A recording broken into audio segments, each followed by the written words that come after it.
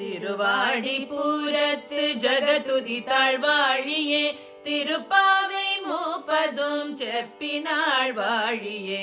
திருவாடிபுரத்து ஜகதுதித்தாள் வாழியே, திருப்பாவை மூப்பதும் செப்பினாள் வாழியே. பெரியாழ்வார் பெற்றெடுத்த பெண் பிள்ளை வாழியே, பெரும்புதூர் மாமுனிக்கு பின்னானாள் வாழியே.